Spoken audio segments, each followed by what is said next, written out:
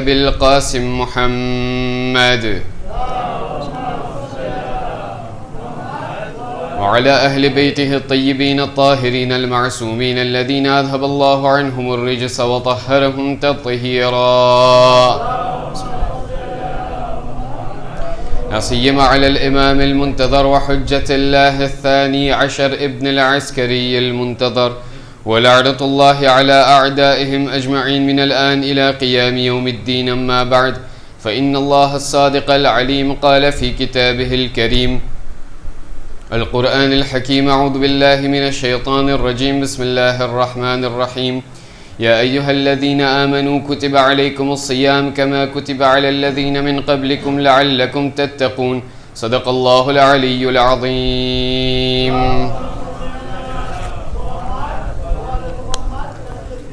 Je vous demanderai un meilleur salawat ala Muhammad wa ali Muhammad.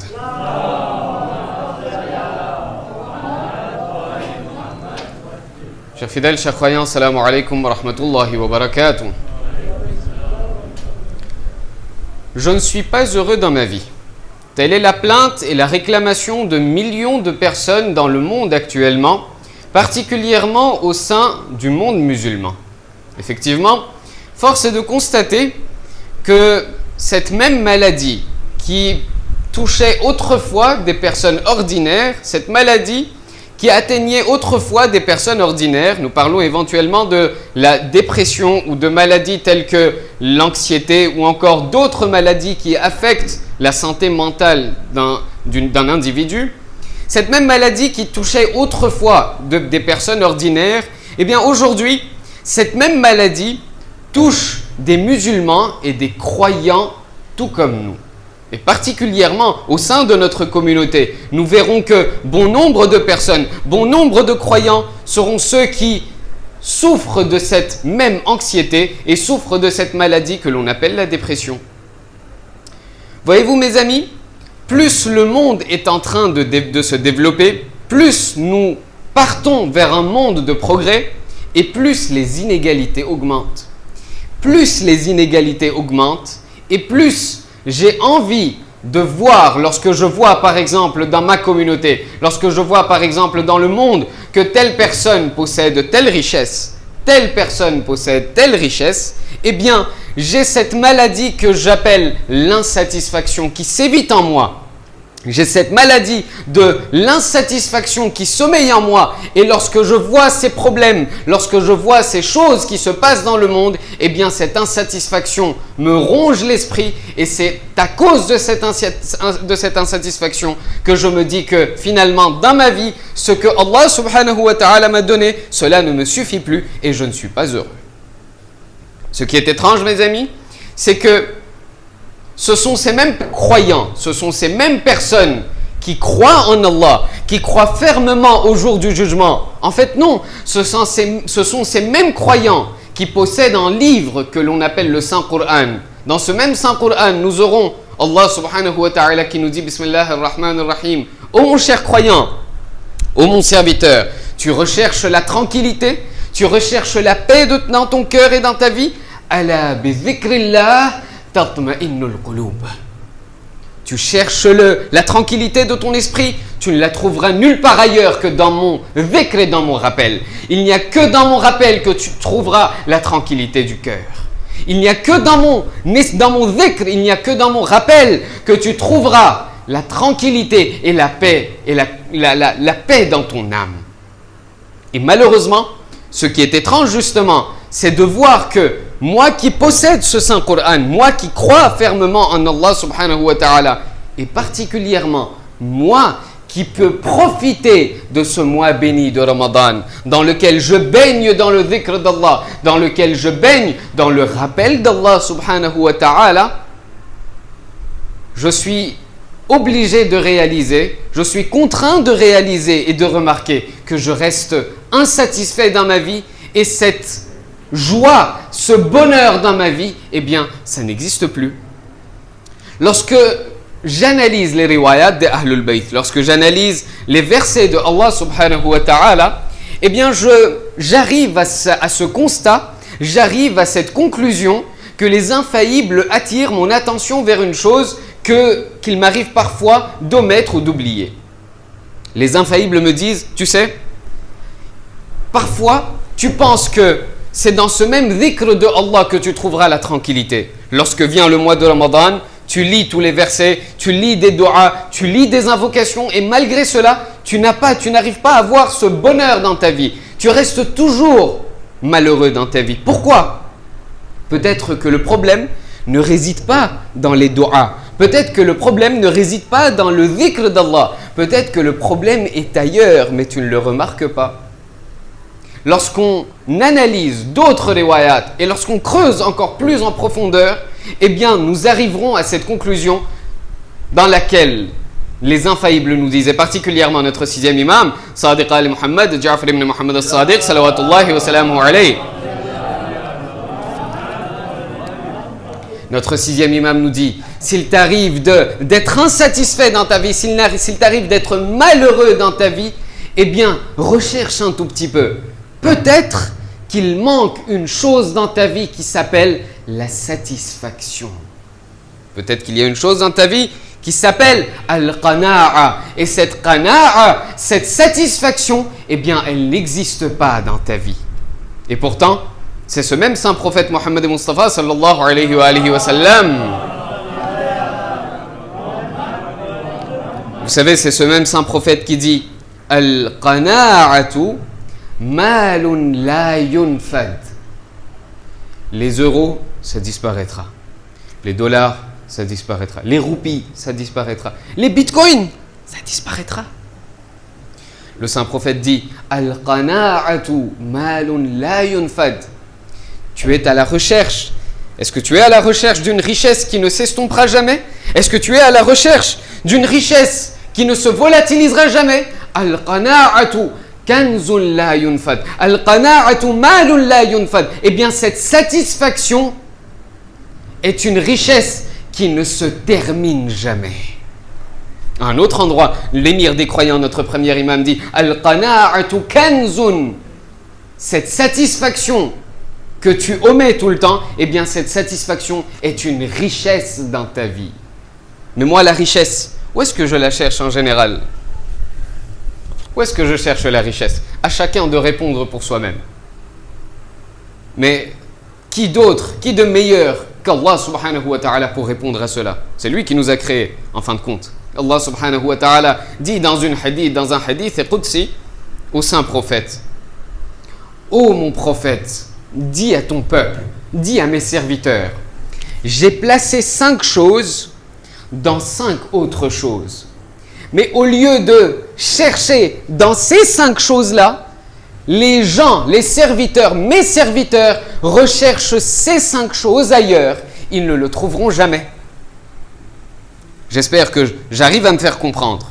Allah subhanahu wa ta'ala dit, j'ai placé 5 choses A dans 5 choses B. Mais au lieu de rechercher ces A dans le B, ces mêmes personnes recherchent ces mêmes choses ailleurs. Ils ne la trouveront jamais. Ils ne les trouveront jamais. Je ne vais pas citer les 5. À chacun de retrouver cela, ou nous le citerons un autre jour ou à une autre occasion, Inch'Allah. Nous en citerons un qui est en rapport avec notre sujet. Allah subhanahu wa ta'ala dit: ô mon prophète, j'ai placé la richesse. La richesse, tu sais, la richesse dans ce bas monde, où est-ce que je l'ai placée? J'ai placé la richesse dans la satisfaction.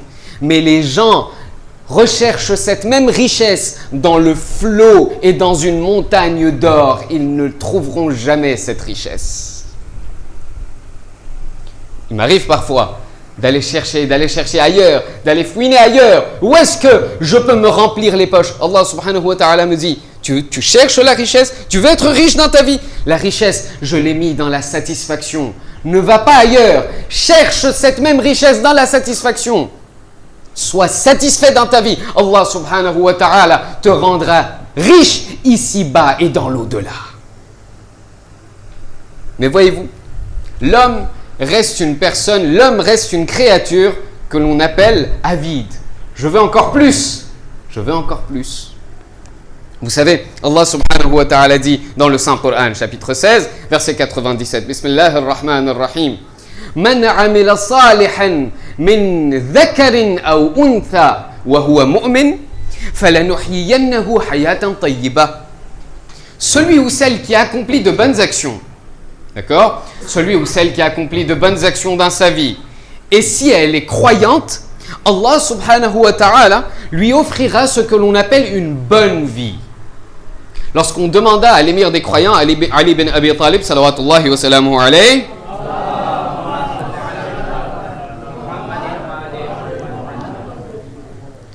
lorsqu'on demandait à l'imam Ali, qu'est-ce que la bonne vie? Qu'est-ce que ça veut dire la bonne vie? Hayatun tayyiba. Qu'est-ce que ça veut dire? L'imam Ali répondit, Hayatun tayyiba, une bonne vie, celle qui est promise par Allah subhanahu wa ta'ala. Eh bien, cette bonne vie, c'est une vie, cela fait référence à une vie dans laquelle une personne, un individu a de la satisfaction. Mais comment obtenir cette satisfaction? Vous me direz, Cheikh, très bien, nous avons écouté votre majlis du 14 Ramadan et nous sommes d'accord, on veut cette satisfaction, mais comment l'avoir? Comment l'obtenir? Cette réponse nous est donnée par notre sixième imam, Sadiq al-Muhammad, Ja'far ibn Muhammad al-Sadiq, salawatullahi wa salamuhu alayhi.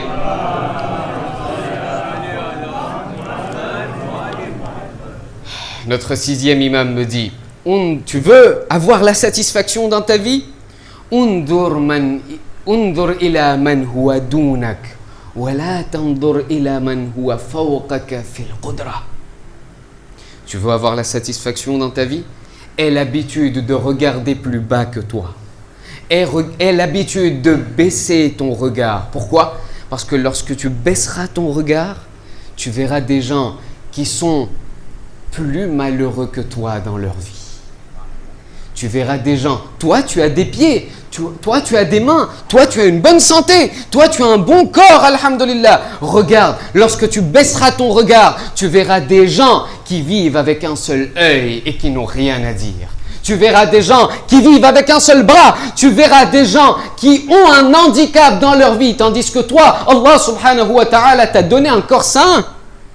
L'imam al-Sadiq me dit, tu veux être satisfait dans ta vie? Aie l'habitude de regarder plus bas, n'aie pas l'habitude de hausser ton regard, car plus tu hausseras ton regard. Elon Musk a ça, moi je ne l'ai pas.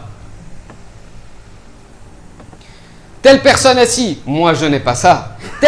Si tu gardes ton regard plus haut, tu n'arriveras jamais à être satisfait dans ta vie. Tu ne seras jamais heureux dans ta vie. Tu veux être heureux dans ta vie. Tu veux avoir cette satisfaction. Aie l'habitude de regarder plus bas que toi. Et tu réaliseras combien Allah subhanahu wa ta'ala t'a comblé de bienfaits dans ta vie. Mais toutefois, on me dit que j'ai beau entendre que cette satisfaction, je dois l'avoir dans ma vie. J'ai beau entendre que cette satisfaction, je dois l'avoir. C'est une chose très bien, mais je n'arrive toujours pas à l'avoir. Je n'arrive toujours pas à l'acquérir. On me dit, Cheikh, j'ai très envie d'avoir cette satisfaction. Je continue à regarder en bas. Je continue à baisser mon regard. Mais malgré cela, je n'arrive pas à être satisfait dans ma vie. C'est ici qu'on attire notre attention vers un autre endroit. Notre premier imam, Ali ibn Abi Talib, salawatullahi wa salamuhu alayhi,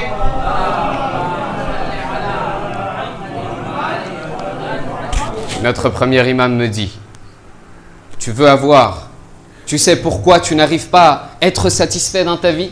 Tu sais pourquoi tu n'arrives pas à avoir cette satisfaction, cette tranquillité dans ton esprit? Tout simplement parce que lan tujadul qana'a hatta yufqadul hirs. Parfois, je cours derrière cette satisfaction, mais je n'arrive pas à l'avoir. Vous savez pourquoi? L'imam Ali me dit, tant que dans ta vie, il y aura un virus, tu n'arriveras pas à avoir cette satisfaction. Quel est ce virus? L'imam Ali me dit, tant que dans ta vie, il y aura un virus qui s'appelle l'avidité. En ourdou, comment on appelle ça? Le lalach. Pendant le iftar, j'ai rempli une fois mon assiette. Très bien. Mais la nourriture était très bonne aujourd'hui. Le ventre est déjà assez rempli, mais je me dis, encore un peu, ça va glisser. Puis je remets une deuxième fois. Je termine, je me dis, allez, le temps que le cheikh arrive, encore une petite troisième fois. Un petit dernier, jamais 203 comme on le dit. Et puis à la fin, je somnole pendant le majlis. J'ai très sommeil. Pourquoi? parce que je n'arrive même plus à respirer tellement j'ai mangé. L'imam Ali me dit, tant que tu auras ce virus qui s'appelle l'avidité dans ta vie, tu as déjà quelque chose, je veux encore le double. Tu as déjà le double, non, je veux encore le triple. Tu as déjà le triple, non, maintenant je veux puissance 10. L'imam Ali me dit, tant que tu auras cette avidité dans ta vie, tu n'auras jamais la satisfaction. C'est la raison pour laquelle on nous dit, l'imam Ali, ce même émir des croyants dit, Law anna ibn Adam, l'imam Ali dit, l'homme m'étonne. Vraiment, l'homme m'étonne. Vous savez comment Allah subhanahu wa ta'ala a créé cet homme? Law anna ibn Adam lawadiyan yasilun dhahaban wa fidda labtagha ilayhima thalitha. L'homme est tellement avide. L'homme est tellement avide.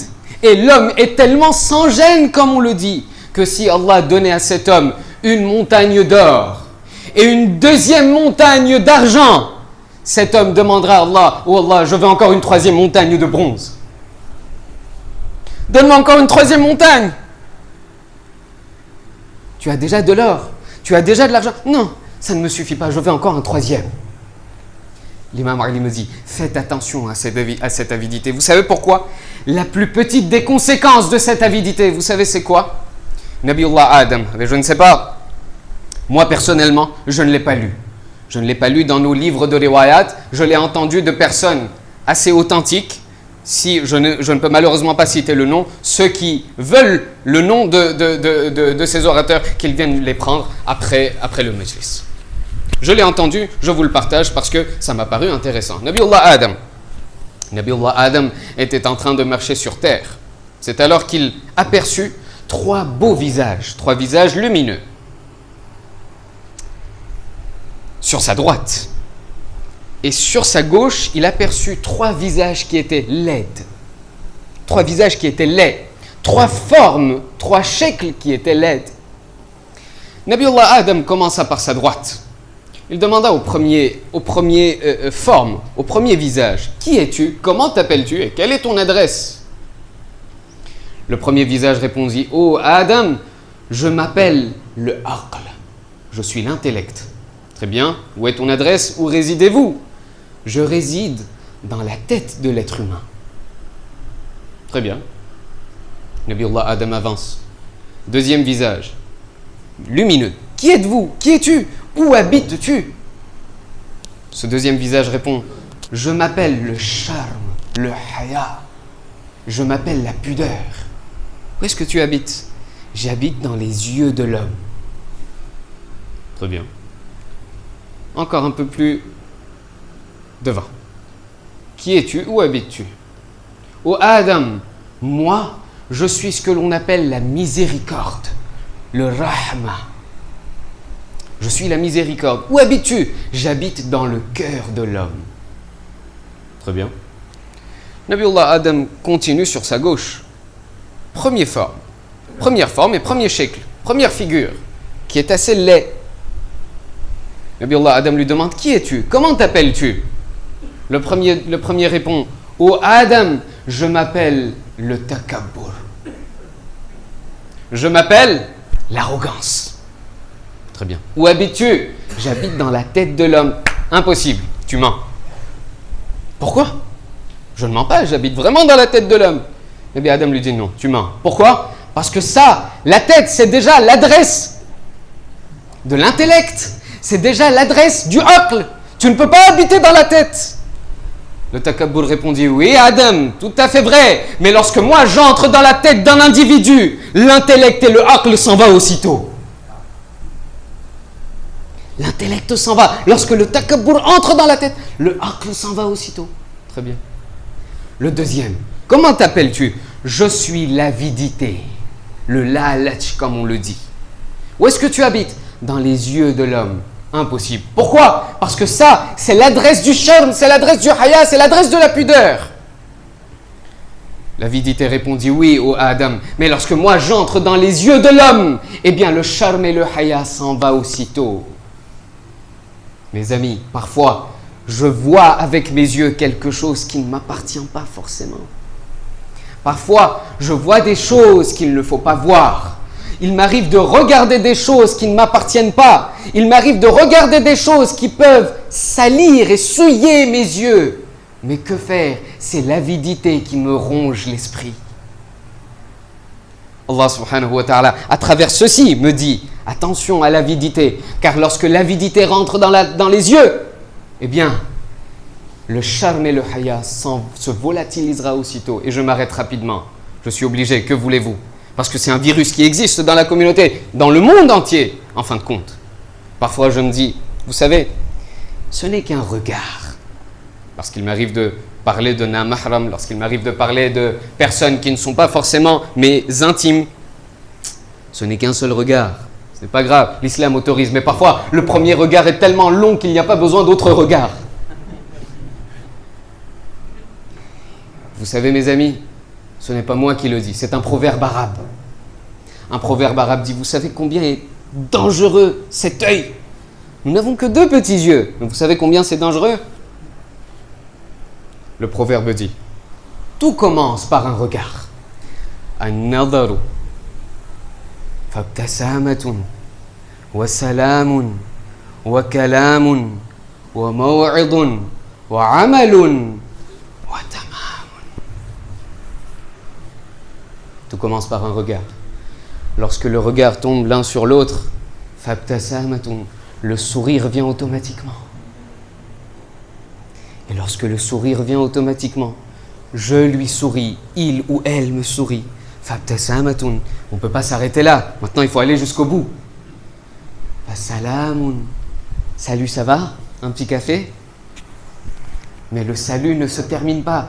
Wakalamun, quoi de neuf? Au fait, qu'est-ce que tu fais dans la vie? Au fait, et ces petits au fait, mes amis, ça gâche tout, hein? Wakalamun. Et puis après, on ne peut pas s'arrêter là. Wa maw'idun. Au fait, c'est quoi ton numéro? Wa maw'idun. Puis après, les rendez-vous se font. Lorsque les rendez-vous arrivent, wa amalun. Beaucoup de choses se font. Beaucoup de choses se font. Beaucoup de choses se passent. Et lorsque tout ça est fini, wa tamam. Ça avait commencé où, mes amis? Un simple regard. Nabiullah Adam, l'avidité lui dit attention, lorsque l'avidité rentre dans les yeux, le charme, la pudeur, elle n'existe plus dans la vie d'un individu. 3e et dernière chose, comment tu t'appelles? Moi je m'appelle le hasad, je m'appelle la jalousie. Où est-ce que tu habites? Dans le cœur, impossible. Là, il y a le rahmat qui habite, il y a le rahm, il y a la miséricorde qui habite. Oui Adam, mais lorsque la jalousie rentre dans le cœur d'un individu, il n'y a plus aucun nom, il n'y a plus aucune chose du nom de miséricorde. Les amis, où est-ce que j'en suis dans ma vie? J'ai encore 5 minutes. En fait, j'ai encore 2 minutes, mais je vous demande, je vous sollicite 5 minutes. Si vous êtes d'accord, je me lance. Si vous me dites non stop, je me stoppe.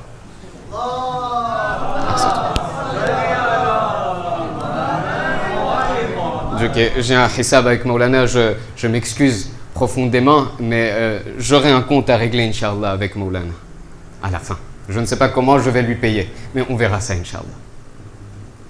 मैं कहता हूँ कि बहुत टाइम मैं भी ले लेता हूँ मौलाना के साथ मुझे हिसाब देखना पड़ेगा करेंसी किस में मुझे देना है मुझे मालूम नहीं अहसनतुम सल्लु अला मुहम्मद व आले Muhammad La dernière des choses, vous savez cette avidité, vous savez cette maladie, ce virus qui s'appelle l'avidité, vous savez, ça commence par l'humiliation, ça commence par ce que l'on vient de voir avec Adam, et ça se termine jusqu'à la mort. Les riwayas nous disent attention à l'avidité, ça risque de te tuer un de ces jours. Vous savez comment? Nabiullah Isa était en train de marcher avec ses compagnons, avec son compagnon, il n'avait qu'un seul compagnon à ce moment-là. Nabiullah Isa, en duo, était en train de marcher. C'est alors que, à un moment, après beaucoup d'heures de marche, ils se fatiguèrent. Ils se dirent alors, mangeons un tout petit peu, cassons un peu la croûte et nous continuerons après. Nabiullah Isa dit alors à son compagnon, quelque part il doit y avoir une épicerie. D'accord? Voici 1 dirham de ma part, 1 dirham de ta part, ok, 2 dirhams de ta part, va acheter des pains et on va se remplir le ventre. Ce compagnon qui avait 2 dirhams sur lui, prit le dirham de Nabiullah Isa, ce qui fait au total 3 dirhams. Ce compagnon se rendit dans une épicerie avec 3 dirhams. Il trouva alors une boulangerie où il prit 3 pains et il revint vers Nabi Isa.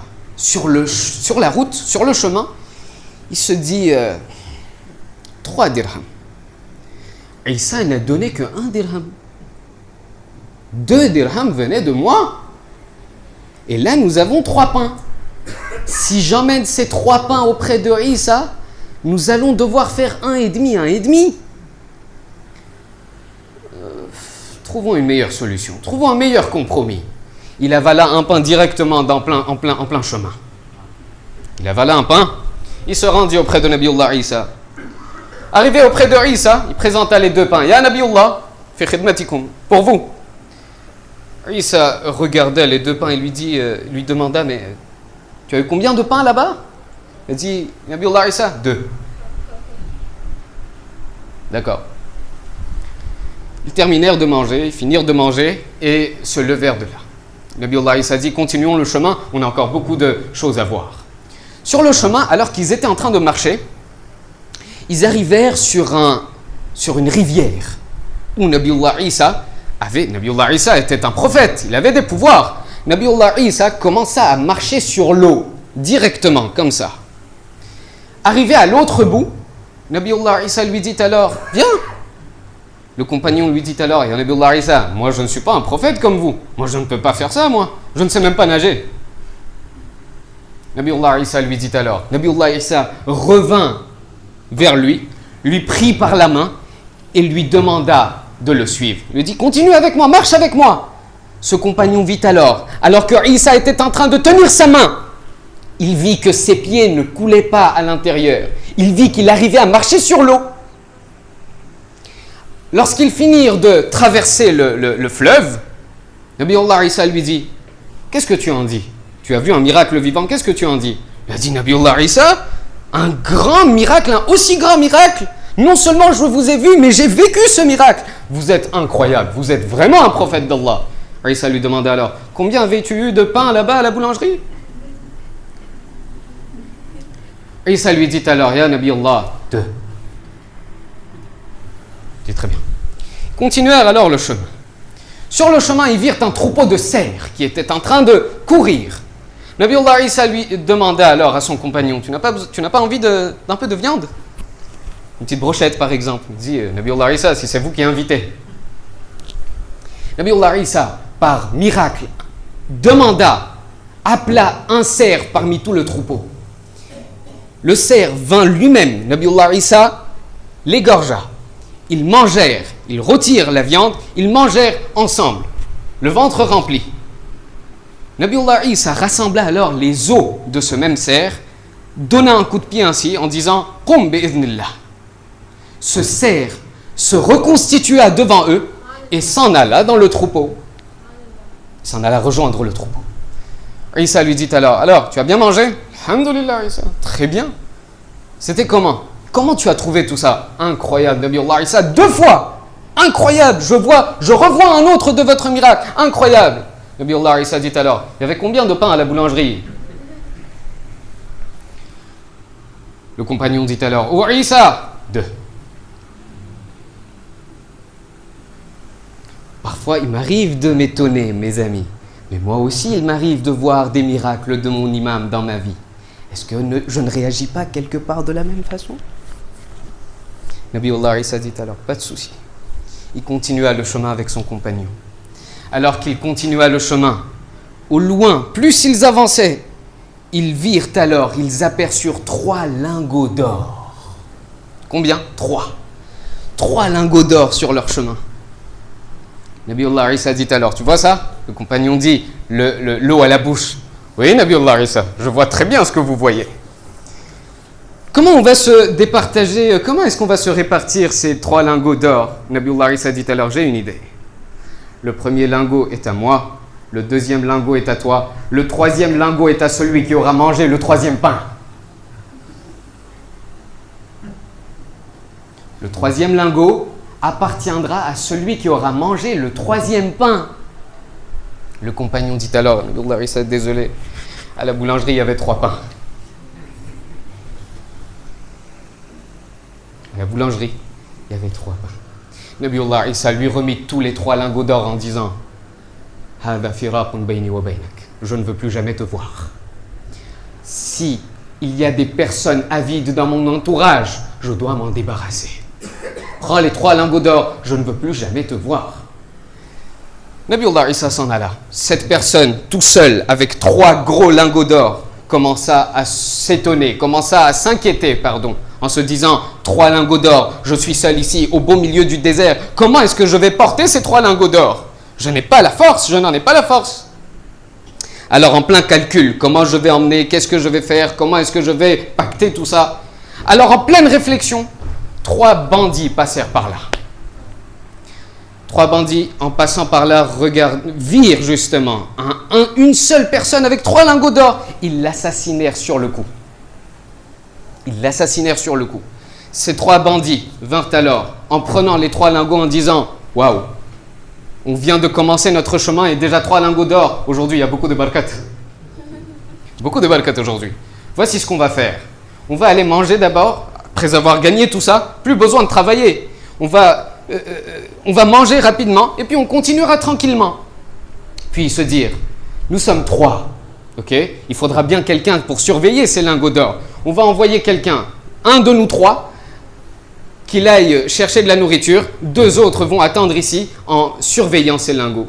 Le premier, un des 3, se rendit à la boulangerie ou à l'épicerie d'à côté pour acheter de la nourriture, tandis que les 2 étaient ici. Écoutez très très bien, la fin vous surprendra. Celui qui était allé chercher de la nourriture à la boulangerie se dit alors, il y a 3 lingots d'or là-bas. Si les 2 sont encore là, je vais devoir partager avec eux. Laisse-moi mettre du poison, un tout petit peu de poison dans leur nourriture. Ils mangeront, ils mourront sur place, je prendrai les 3 lingots d'or pour moi. Ici, les 2 qui surveillent les 3 lingots d'or se dirent, l'autre qui est allé là-bas, ça nous fera 1 lingot de moins. Lorsqu'il reviendra avec la nourriture, tuons-le sur le coup, comme ça nous fera encore une moitié de plus. Voici comment ça s'organise ici. Ces 2 planifient de tuer l'autre, l'autre planifie de tuer les 2 autres. Lorsque ce dernier revint avec de la nourriture empoisonnée, ces 2 autres, ces 2 compagnons le tuèrent sur le champ. Ça fait donc 2 mayyit, ça fait donc 2 corps inertes. En plus du compagnon, il y avait un voleur qui était assassiné. Ces 2 se dirent alors, waouh, un demi-lingot de plus, mangeons tranquillement et nous nous en irons. Ils commencèrent à manger. À peine la première bouchée dans la bouche, ces 2 moururent sur le coup.